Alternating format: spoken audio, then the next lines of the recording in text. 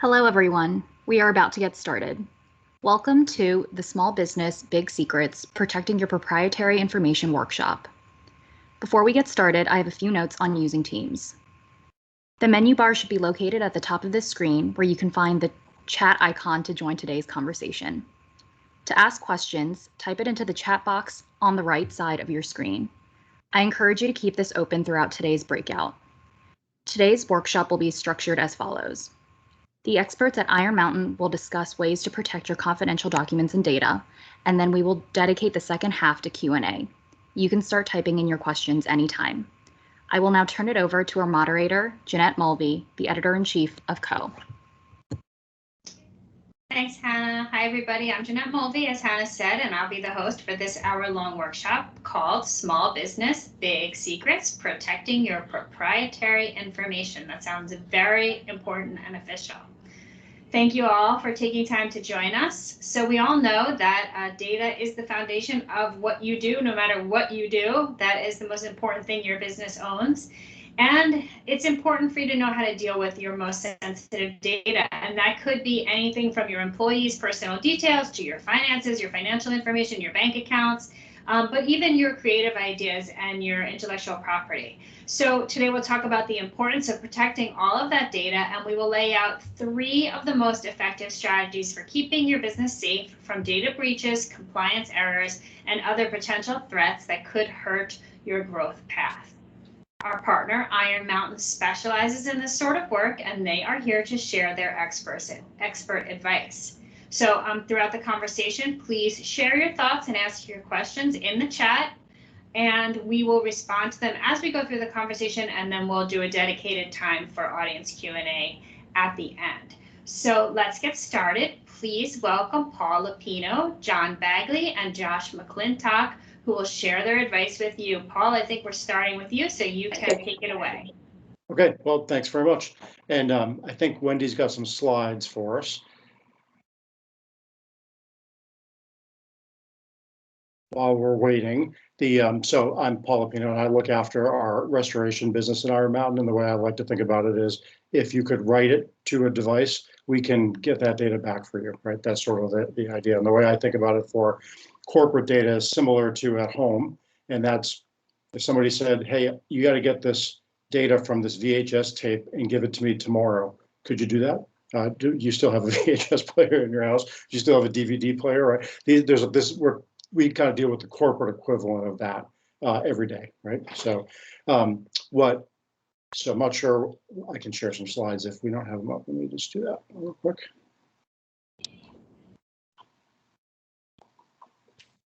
Bear with me.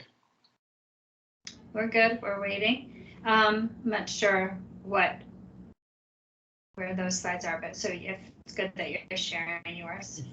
Yep, I had a backup just in case. Okay. Excellent. Backup, get it? You're ready. So, yeah, thanks. So the slide here is basically showing you there's an avalanche of data coming at everybody, right? This is true probably in your personal life, for sure, in your corporate life. And how do you deal with it? Unlike a fine wine, this is not a problem that gets better with age. And the longer you put off dealing with these things, the worse the problem gets. And typically the more expensive it gets. And that could be more expensive because you've got to store it, more expensive because you've got additional liability or even risk because you've held on to it. So data protection is sort of beyond just the backing up the data. It's really about managing that data in its proper life cycle as well, right? So hopefully these slides advance. Perfect. Okay. So why is this stuff important, right? I think if you get nothing out of my part of this conversation, there are 3 things. When you go home or back to your office, think about, do you know where your data is? Could you access it if you had to? And do you know what media it's on? And could you access that media or that operating system if that was required? A lot of people can't when we ask, and we see tons of customers asking those sorts of questions. So you think about that and say, gee, yeah, if I had a lawsuit and somebody said, present this, the next 3 weeks, could you do that? And if you can't, it's probably time to think about a plan. And that's a huge problem to sort of solve. And I usually recommend people, bite off a little bit at a time to try to tackle the data avalanche problem. we have a couple of a customer story just last month where a customer came and said, hey, I've got data on tape, and I've got data in paper records, and I've got data on Laserdisc, if you can believe it, because people can write all kinds of things. And I need to present it because I'm in a lawsuit and I've got to provide this data. They had no idea what the data, where it was or what it was on. So that became an expensive project for them to sort of extract it and then say, okay, now I've got it, now I can hand it over. Where if they had a little more sort of focus on what and where the data was, they probably could have saved themselves some time and effort. So the problems that drive what do you do with all this stored data are on this slide. I'm not going to read it all, but it's usually around compliance, risk mitigation, regulation. There are reasons why sometimes people just, it's a cultural thing. People just can't get rid of data. They don't know how. They're afraid that, maybe I'm going to get rid of the wrong thing. And I think when you're looking for solutions to these problems, you should have that in your head. What are my biggest issues and what do I tackle first? Does that make sense? Yeah, before you go forward, I want to ask you a question.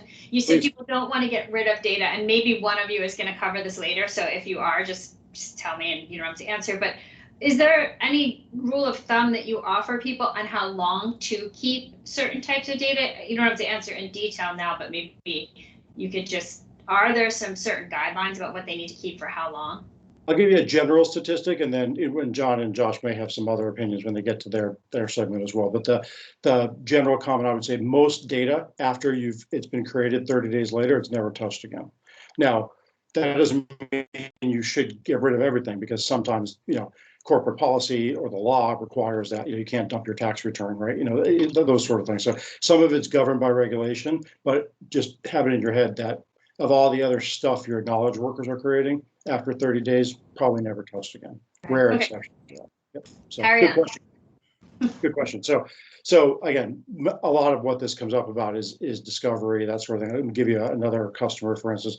There's a large sports organization in the news right now that had a brain injury lawsuit, and people were going through their emails and all the communications that were going back and forth. I don't want to disparage any particular organization, but you can probably figure out who it is. So in the process of providing this trove of emails, it has created, or two other scandals have come out of this.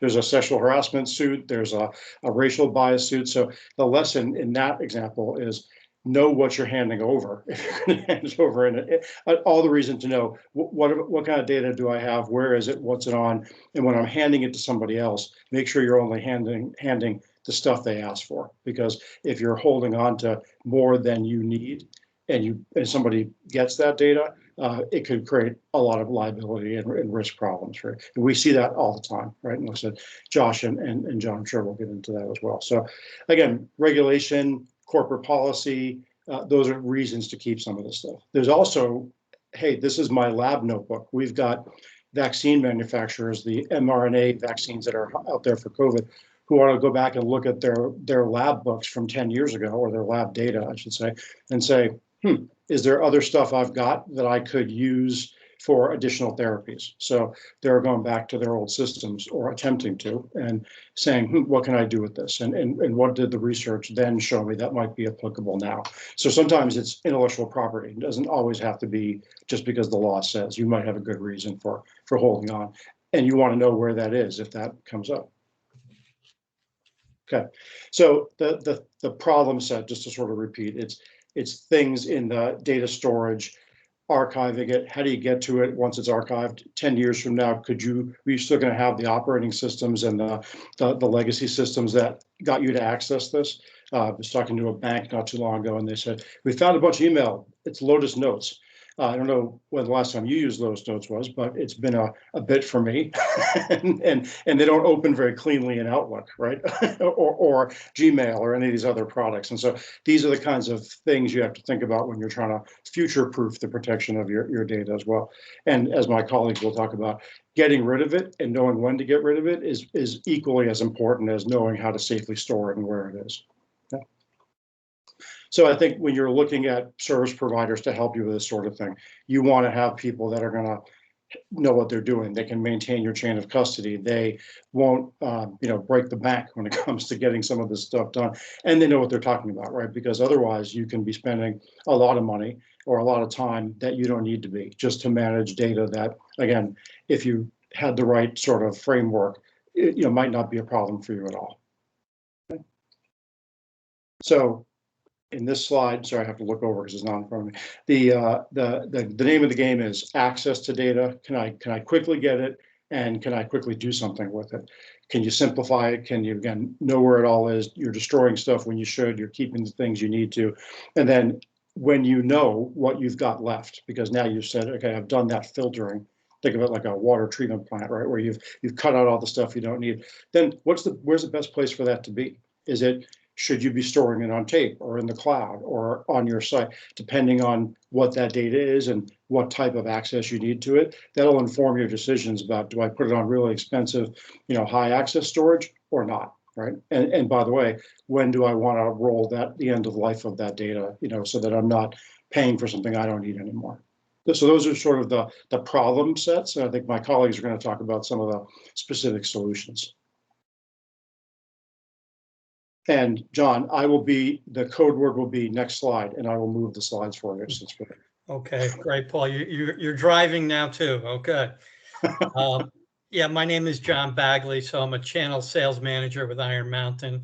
I manage our strategic partnership program for Shred with a number of partners. Some I know you're all familiar with: Office Depot, Staples, the UPS store. So there's Shred programs. I manage them, and I really appreciate the opportunity to speak with you today. Just, if I could leave you with one thought for today, one thing to keep in mind, maybe consider how does your company currently manage secure destruction of paper records that have confidential information on them? Is the program in the way you're doing it today, is it efficient? Is it secure? Is it compliant? And is it green? And, as I go through a few of the slides, maybe you start thinking about, what you're doing today. Maybe there's some areas that you can think about improving or changing. Okay, Paul, next slide, please.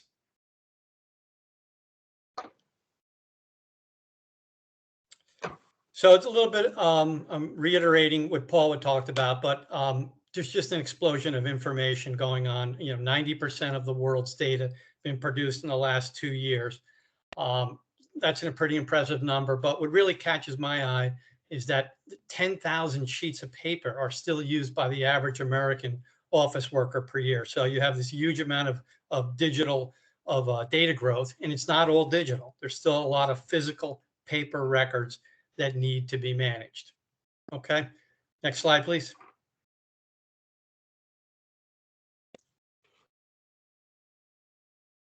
So we've got a lot of data, a lot of it's on paper records that need to be managed. I'd like to talk a little bit about why Shred, why you should be securely destroying your documents. I think everybody knows a lot of these, but just a reminder, confidential, secure information from your customers or your employees that need to be protected. So the first obvious, benefit of shredding is protecting against data breaches. One that you may not have thought of is cost savings, because as you start to shred documents that no longer need to be retained, you're freeing up office space. And office space is, the way you grow, right? You can have more employees, more sales, more marketing. You want to grow your business. You don't want to have records taking up space that don't need to be there. The other is it takes a lot of time to find documents when you keep everything. So freeing up space through shredding will help your employees find things when they need to. And thirdly, at Iron Mountain and in a lot of the shred companies that are out there, we recycle 100% of the material that we collect. So it's a very green initiative. Not only are you protecting information for your customers, your paper records, you're freeing up space, but you're doing the right thing for the environment. There's no reason to have a trash can, a recycling can. You can do it all really in a recycling bin. Sorry, in a shred bin that we collect, that a shred company would collect and recycle 100% of the material. Next slide, please.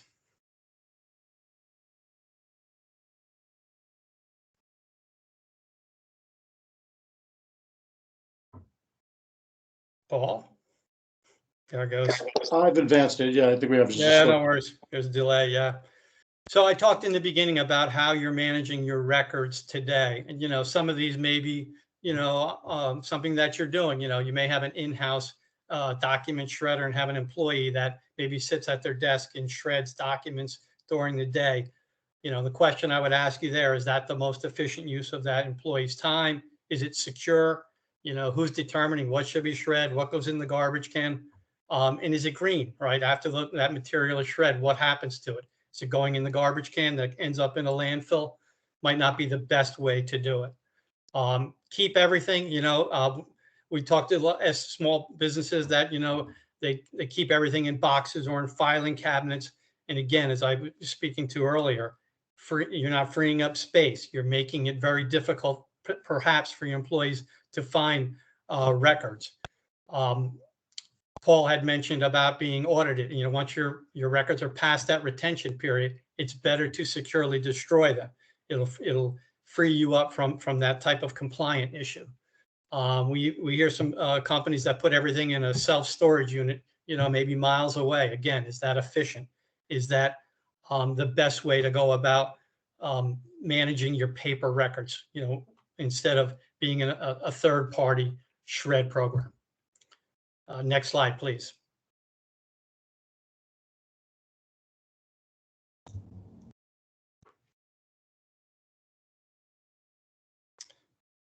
As that's coming up, some of the alternatives, I would call it, to, shredding yourself or keeping everything would be to get in a recurring shred program. So there's a picture on the top of this slide of a 65-gallon bin and a security console. That type of container can be placed in your office, and then a shred company can come on a weekly, bi-weekly, monthly, perhaps even quarterly basis, right? And swap out full containers for empty containers. What I like about that is it's a shred. Most of the companies just say, look, all paper, put in the containers. The console's more for like a private office, but that larger container, just put all paper in there. You have to think about whether or not it's, has confidential information on it. Put all paper in it. What needs to be shred? If you're considering that, it's, anything with a signature, an account number, of course, medical and legal information, they all need to be shred. This presentation will be available to you. We've got a long list, just examples of documents, but really anything with a signature and account number, it needs to be securely destroyed. Okay, so hopefully those pictures of the containers and in my description of what a shred service can look like, you can visualize that. Set the bins on the floor in the office, have the employees fill them up, get in a recurring process. A shred program is the most efficient manner I can think possibly. You set it and forget it, basically. Next slide. Why does it matter? Well, I talked a lot about saving you money in time and efficiency, and green, it's great for the environment, right? So those are all excellent points. What I didn't probably bring up enough is that, your brand, your business is based on trust for your customers and your employees. So they're expecting you to protect their confidential information. There's some headlines here from, newspaper clippings of companies that didn't dispose of records, paper records, in a proper way, and they were found in storage units, in bins and dumpsters, people's confidential information. So you don't want to be that headline. It's expensive in a number of different ways. So like I said, I covered a little bit about shredding. I've told you I manage partners. We have retail programs. You can bring it into their locations and do it by the pound if you have a few pounds, or maybe you have bigger needs and you need to set up a recurring service or even a one-time purge. It's a lot of information on ironmountain.com, or I'm happy to answer questions about how to get involved in a secure document shred program. And I think that was the last one on shredding. Josh, I'm going to turn it over to you to talk about IT asset destruction. Thank you, John. Appreciate it. Good afternoon, everybody. Nice to virtually meet you. I am Josh McClintock. I am a product manager here for Iron Mountain's IT asset disposition services. Building off of what John just spoke about with disposition of data that is on paper-based assets, I will be talking about electronics and IT asset disposition.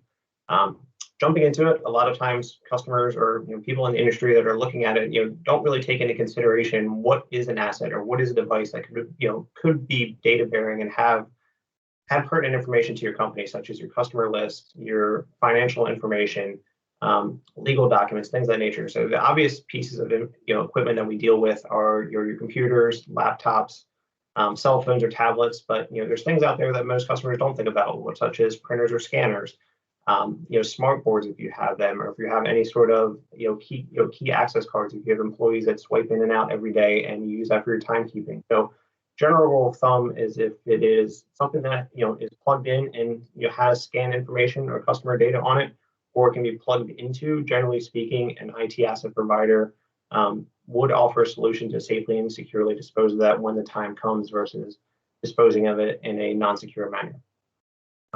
Next slide, Paul. So jumping into the need to securely dispose assets, I think we can all attest that 2020 and 2021 has been a unique experience for everybody, personally and professionally. We live in a business environment today where many businesses are faced and impacted with daily operations or a combination of changes such as remote employees, impacted work hours, potentially situations where you have less employees than desired. It basically means businesses today must work harder than ever to keep their employees equipped with the newest hardware and devices, especially if you have employees that are working from your home locations now versus being in office, where that is an added expense and burden that most companies weren't prepared for prior to the pandemic.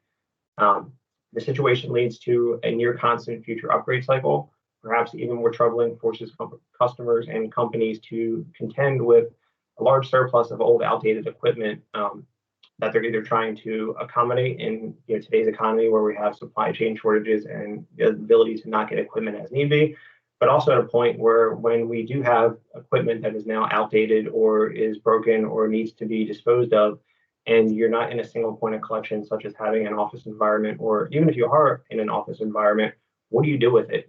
Where do you put your laptops? What do you do with your smartphones, your tablets, your printers, your cell phones, your PDAs, the variety of devices that every employee and company has today. Next slide, Paul. To be effective and consider the environment and green initiatives, companies have to look at three main things that we identify and advise to our direct customers, but also when we do presentations and we speak to workshops such as this, we preach three things. You want to be looking at security, visibility, and environment sustainability.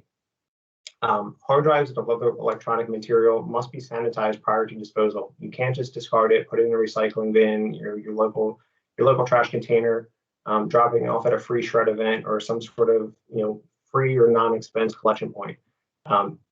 You have to be certain that your data is not susceptible to theft or accidental disclosure. As John was mentioning, we have there's many customers in this industry that will hold on to materials, they'll utilize storage lockers, or they'll maybe just dispose or discard of their information, just in a probably non-safe or secure method. But the thing when coming into data and electronics is hard drives today, we're dealing with hard drives now that are 1 terabyte or multiple terabytes at a time, and that contains millions of pages of paper-based information.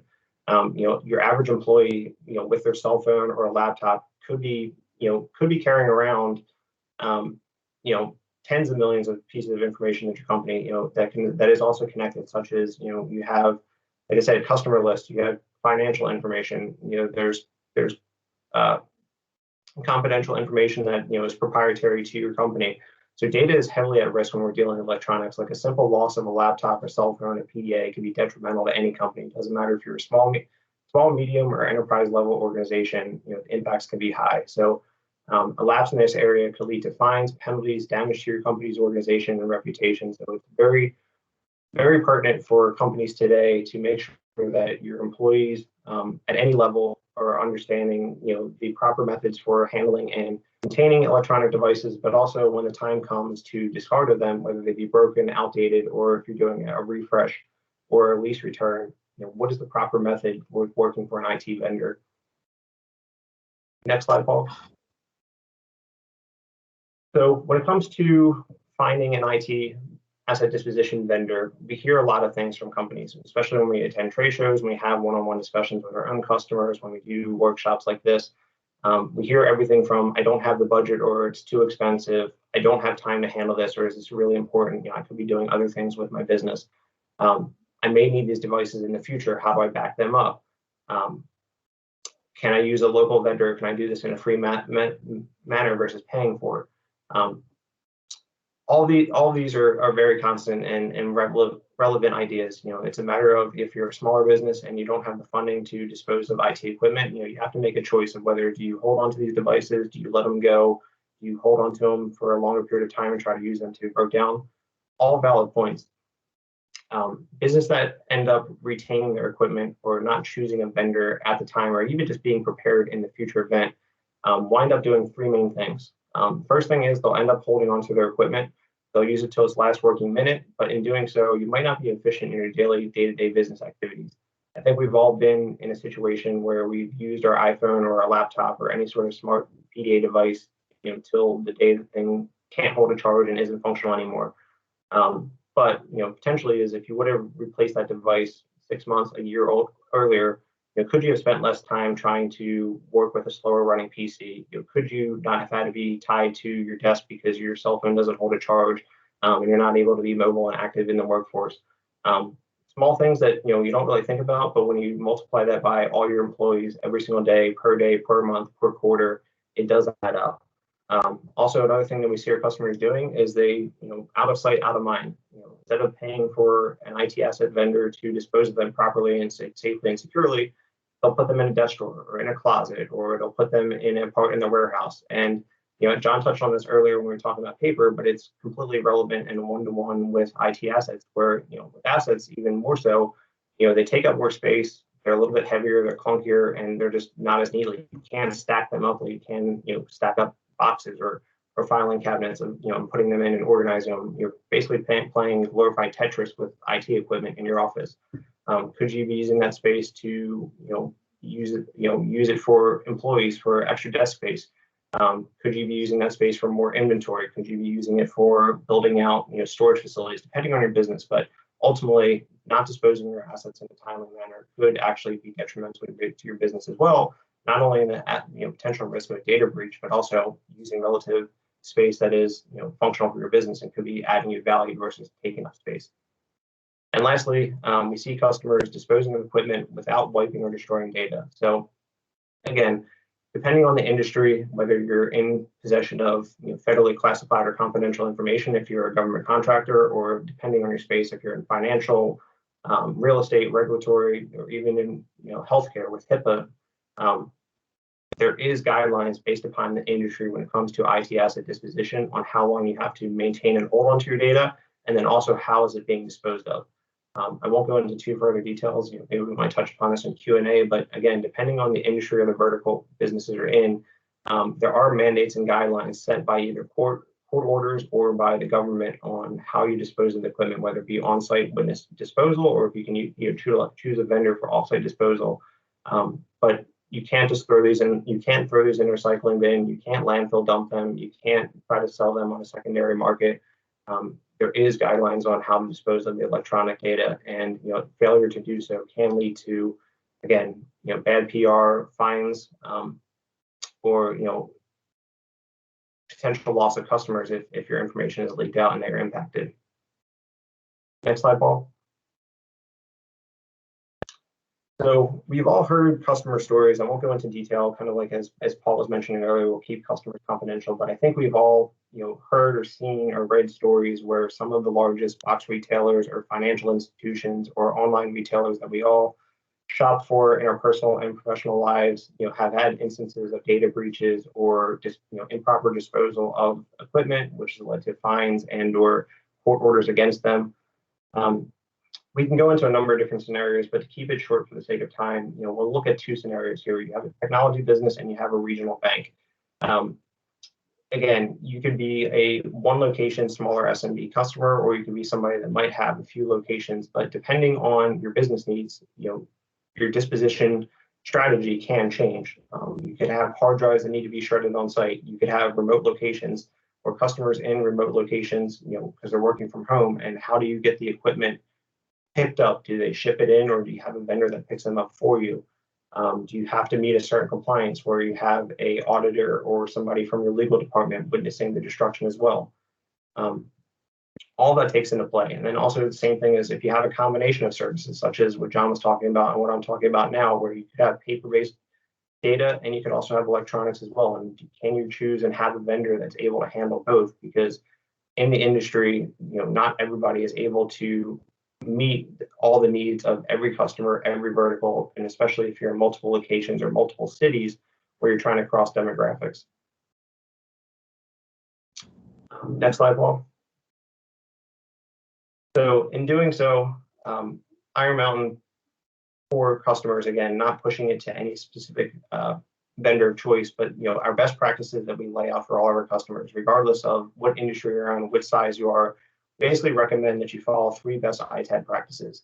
The first one is establish a plan that best supports the end of life for your IT equipment. What that means is you want to be consistent.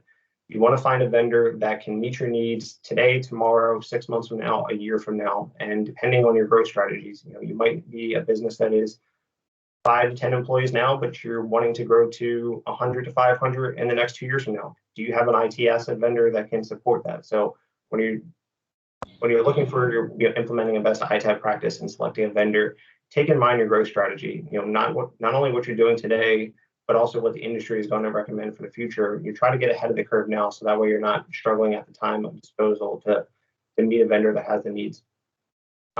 Step number 2 for implementing best practices is work with a certified ITAD partner that puts data protection and security first. Again, like we said at this entire discussion, from Paul's overview to John's discussion on the paper-based data to now what I'm talking about with the electronic IT assets, we want to select a vendor that is able to look at data protection overall, and they put that security first. You want to have somebody that is safe and secure. They issue reporting, they meet the guidelines, and they also meet your industry requirements. There's the whole picture is covered. And then lastly, you want to partner with a business who can process multiple material types. I touched upon this a few moments ago, but again, our customers, when it comes to data, and as we're changing in business needs, especially in 2021, you have paper-based material, you have material that's on electronics, you have material that's in the, data that's in the cloud. So you have 3 different formats and 3 different storage types there. Try to partner with a vendor that is able to cover all 3 areas, so that way you are covered. And depending on when you need to either protect your data currently, or back it up to a different file format, or dispose of it when the time comes that you have a vendor that can cover all those areas. And that's all I had. And Jeanette, I don't know if we're going back to you for Q&A or how we want to wrap this up. Sure. Yeah. Thanks for that. Let's go to Q&A. So audience, you can start to put your questions there. I have a couple of questions that I'll start with. So I'm not sure which of you wants to answer, so I'll just throw them out and you guys can jump in. So I think the first thing is a lot of our audience is probably very small businesses. So do you guys have any sense of what kinds of data these businesses own that makes them the most vulnerable?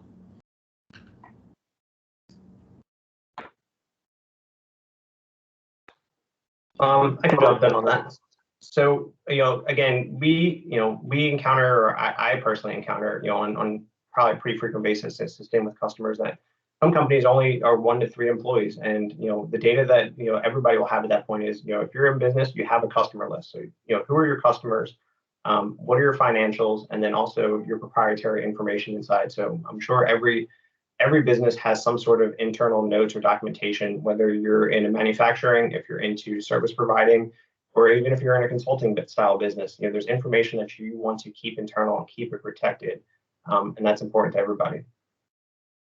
Okay, and John, I was going to ask John about paper, but someone else was about to talk. I was just going to say, I think we PCI, so payment card industry data, financial data, customer transaction data is another one we see a lot, even in very small businesses. So just something to keep in mind. Yeah. Okay. Thank you. And John, on from the paper angle, I would imagine that there's a lot of employee data that is on paper because you have people come in and fill out an application. To me, that seems like where you could really end up in trouble because you lose track of those papers. You're on mute, so unmute before you answer. But do you have any thoughts on that? Yeah, thanks. I think, yes, I mean, that's why I like a shred all policy, because frankly, if you're thinking that much about, is there confidential information on this piece of paper? It's very confusing, right? There's just so much data on sheets of paper and information. I prefer, like, I would recommend a shred all policy.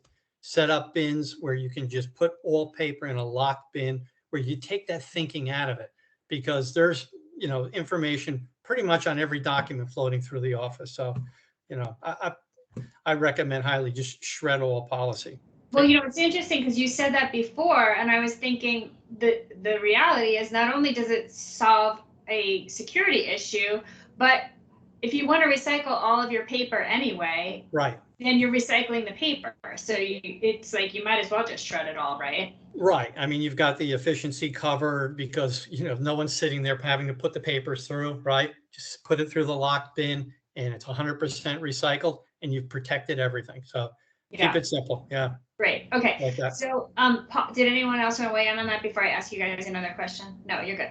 Okay. So, we haven't really talked about the cloud, and so maybe I misunderstood during your presentation, but it seems like we talked about paper, we talked about your devices, your old devices that you need to get rid of, and we talked about any physical asset that might have digital data on it, like a tape or whatever we talked about, but we didn't talk about the cloud, which I recognize is not necessarily a problem that you are going to solve for people, but since this is your world of expertise, does any of you have any just thoughts about how people can manage that? Like, they have all this data out there that's not really owned by them anymore. So that one's probably me. So and I see there's a question in the chat kind of similar to this. So I mean, Iron Mountain does offer cloud offerings but we're not talking about specific products today. We're just talking about how to think about it. Here's what I would tell you: customers, the data is still owned by the customer, even if it is sitting in a cloud bucket, right? So the most common data breaches you see make the news are people who didn't secure their cloud. Sort of generally the industry term is bucket, their cloud bucket of data appropriately, right? They left the door open or they didn't have an encryption, set up correctly. So typically it's kind of user error that causes that problem, right? And so but you still own the data and you're still responsible if the data, hits the street, and you don't want to be in the Wall Street Journal or your local news, right? So I think that's part of it is you still have a responsibility to manage the data you've got, regardless of what it's sitting on, right? Because at the end of the day, the cloud is just somebody else's tape or disk, right? But the same principles apply. Right?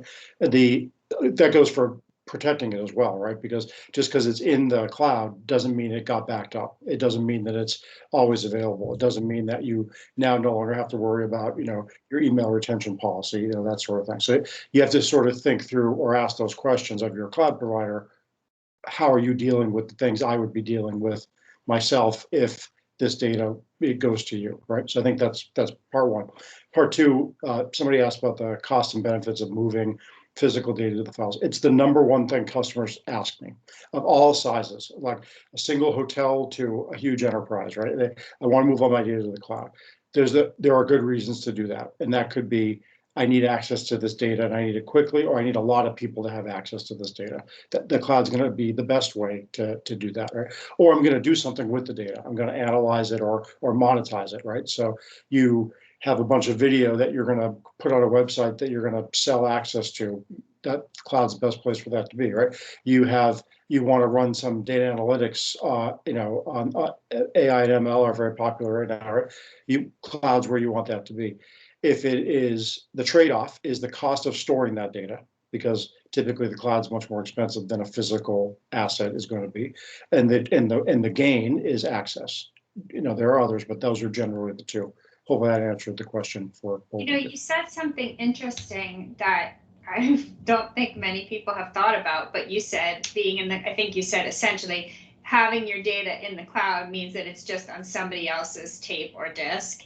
Right. So meaning that just because you're not storing it locally, digitally, locally, someone else is. So I thought that's a really valid point. And it brings me to a question that I see in the chat, which is, how do you ensure, or come as close to ensuring as you can, that your partners or vendors that you're working with are keeping your data safe wherever they're storing it?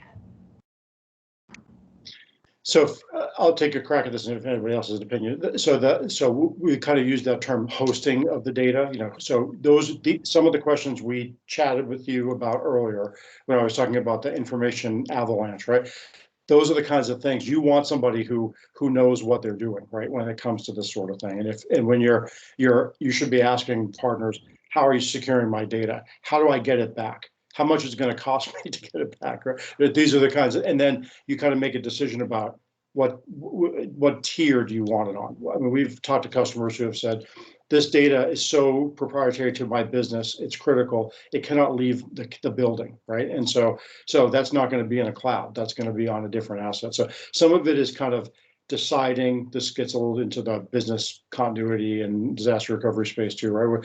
What's the most critical data, and who has to have access to it, and what are you willing to trade off of whoever you're working with, whether that's us or anybody else, and whether the data is on a physical asset or laser disk or in the cloud. You should be asking that set of questions. But how are you securing it? How are you making sure? Is it audited? How is it backed up? Those kinds of things. And on the physical world, for Josh and I, a lot of it is chain of custody is really the secret sauce to protecting information and data. So, and it starts with, how do you vet your employees? Because you have technicians going into the field, right, that are handling the paper or the physical assets, and then the type of vehicles that your company's using, or how secure are they, the alarms, there's, those sort of the questions about their chain of custody and their process. I would like to know about, someone asked in the chat too about mistakes small businesses, particularly can make. And, to me, this, it's most important thing is to have a policy in place, to have all the employees understand what it is, what our retention periods are, when we can start to destroy, or when we're going to move things into storage, right? And then having a culture of protecting it. And that starts at the top with the company, right? It's, protect customer and employee information like it's your own. And once you have that culture and that policy in place, you're on your way, finding the right vendors to partner with. Right. Josh, did you want to weigh in on any of that? I agree with 100% of what John just said. The only thing I would add in that aspect is, as you're vetting out your vendor and asking them, another tip that I usually recommend is, asking the vendor what, or if anything, is being outsourced to other vendors, because oftentimes a lot of customers don't realize that some of the competitors out there will subsidize transportation or labor to pick up and move equipment. So they might be the end resource that is controlling your data, but from the time it leaves your building to the time it gets to that vendor of choice, they may be utilizing multiple or several vendors at that point to transport and handle that material, which could be detrimental to your needs, or be an added layer that you're not thinking about, because now you're working with multiple people hand holding your material. I think that's sort of what you were referring to with chain of custody, right, John?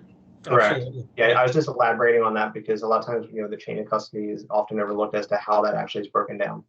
Yeah, I have a question about, I think, Paul, you talked a little bit about lawsuits and in a different way, but I was thinking that if your business were to be the subject of a lawsuit because of a data breach, that having, as John said, a policy in place and having documentation in place that you have taken reasonable steps to protect your data and possibly engaged a third-party company or not. But I would imagine that in a lawsuit situation, it would be beneficial to have documentation that you do have these processes in place and that you have established a chain of custody and all the things we're talking about. Does any of you have you seen that, or is there a benefit in that when it comes to a legal situation? Yeah, absolutely. That's the defensible part of it. Definitely on the digital, and I'm guessing John's shaking his head on the physical side, right? It's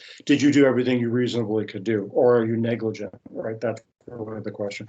It goes to one of the questions too in the chat, which is whether or not the data is physical or in the cloud.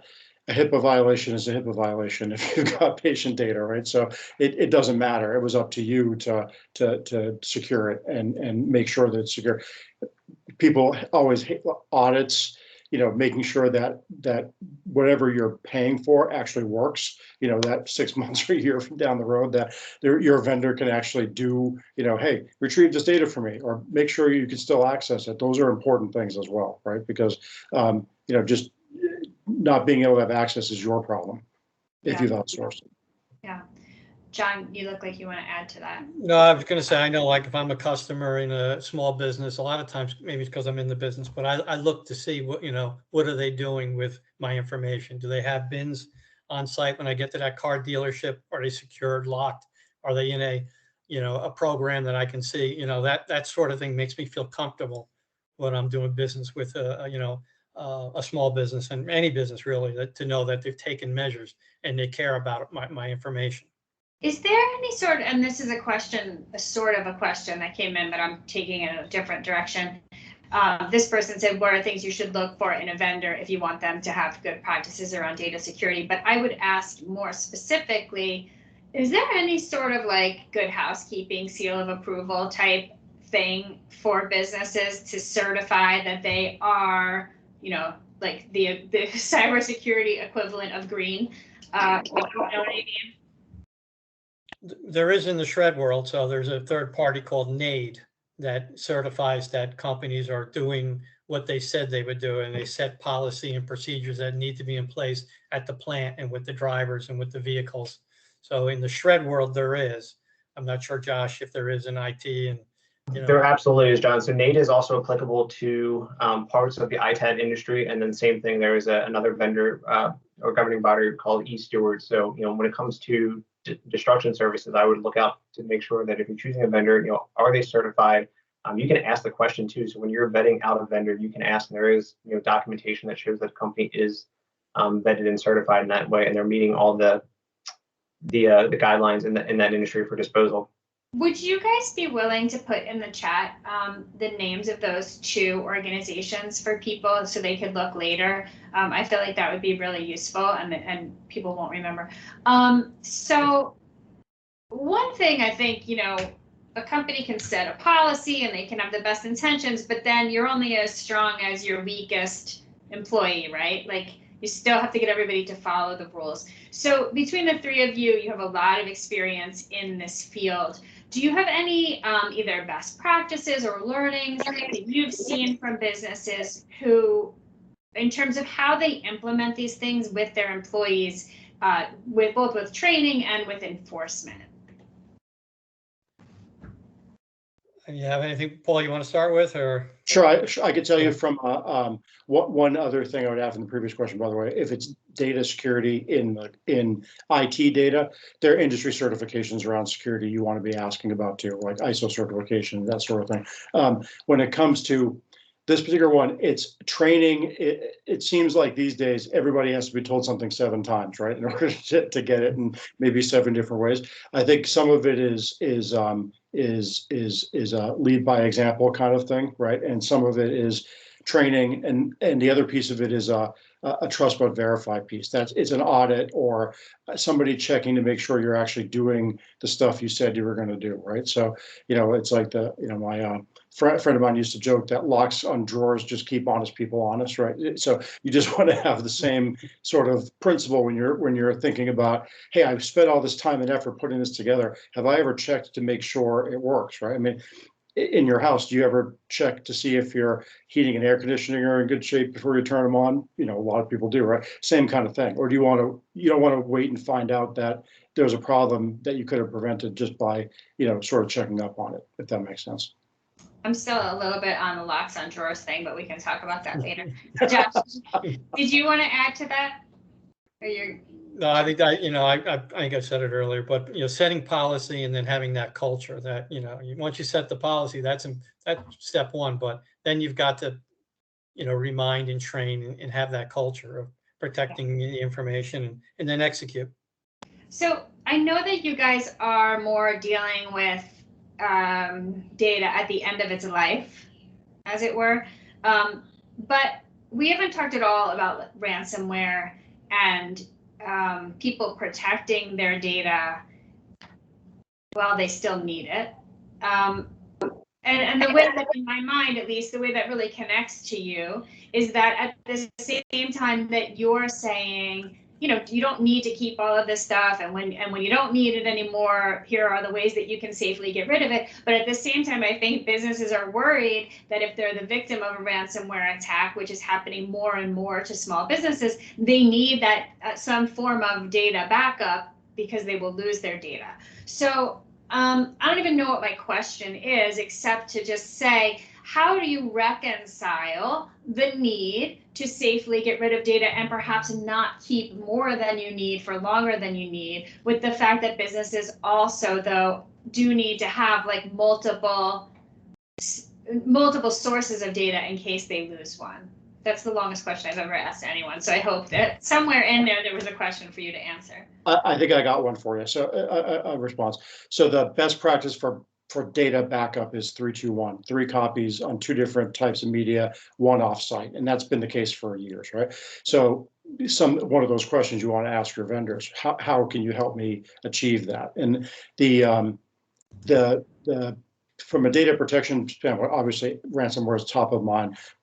Iron Mountain happens to offer solutions in that. We could have another chat about some of the other technology options that we've got, but this is where it's important to be thinking about what do you have and what's it on, and should it be there, right? Should I have a pieces where my destruction colleagues are playing in. The other part, though, is to say, if I do have it and I do have to keep it, what should I store it on? For example, we tell people sitting something on a tape on a shelf that's not powered on is the best air gap thing you have for data. Not everybody wants to do that, though. And then the questions are, well, what are your other best practices? But backup for years has been the 3-2-1 play, so that you have, and that offsite copy is the one that typically is not touched, right? And we've seen people do that in a variety of ways. Some people send it to companies like Iron Mountain. Some people put a backup tape in their trunk and drive it home every night, depending on the size of your business. We don't recommend that, but there's a few different strategies. But basically, having it not online at some point is one of the key ways to do that. Yeah. Okay, so we don't have that much time left. Before I go to my last question, Josh, I just want to make sure, did you have anything you wanted to add to that question? You can just shake your head if the answer is no. Okay. Okay, so in the few minutes we have left, I think I'd like to just bring it back to our small business audience, who probably right now their head hurts and they're like, oh my God, I need a cocktail. Thank God it's 4 o'clock, because this all feels very overwhelming. And so if I was watching our YouTube workshop before, and the big takeaway from getting your business on YouTube was you don't need to be perfect, right? Just start. So I think that probably applies here as well. You don't need to be perfect. So I'm going to give each of you a chance in these last minutes to say, if you're a business owner and you're overwhelmed and you're tempted to just leave this session and do nothing, what is just one thing that they could do that would take them one step closer to being more secure in terms of how they handle their data? Josh, okay, John, you go first. Okay, I mean, I said it a few times in my coverage, but I mean, just to look at what you're doing today to protect paper records with confidential information. Is it efficient? Is it secure? Is it compliant to your industry and to the laws? And is it green? And if you're doing all those things, you're probably touchdown. You go have that cocktail. It's time, right? All right. If you're not, maybe there's a way to do it better, and there's certainly resources we have that can help you and others. So I'd appreciate it. Yeah. Thank you, John. Paul or Josh? Good, Josh. I'll jump in just because I want to steal John's thunder on that one, but he pretty much hit it right on the nail of the head with everything he said. But my only addition to that is just be responsible in in your security of your assets. So, everything that he said for paper is applicable to the IT asset space. And then the only other piece is just, being responsible in your day-to-day handling of material, because, we're all human, accidents happen, but your accidents do have consequences. Great, thank you. And Paul, you get the last word on this. Sure, it's kind of going to be similar. I think ask yourself a simple question, which is, should I still be hanging on to this? Whether it's old email or, hard drives or, old backup data, do I really need to keep this, and will it get me into more trouble by holding on to it or not? And that's a good place to start, I think. Great. That is all we have time for. So I want to thank you, Paul, John, and Josh for sharing your insights with us. And thank you to Iron Mountain for letting you be here today. To everyone in the audience, do not miss our next workshop. That starts at 4 p.m. Eastern, so at the top of the hour. And that is focused on helping you refine your marketing strategies. We're putting a link in now for I see it there, for the next event. And that's it. So thank you all very much. I hope it was helpful. Everybody take care. Bye-bye. Thank you. Thank you. Bye, guys. Bye.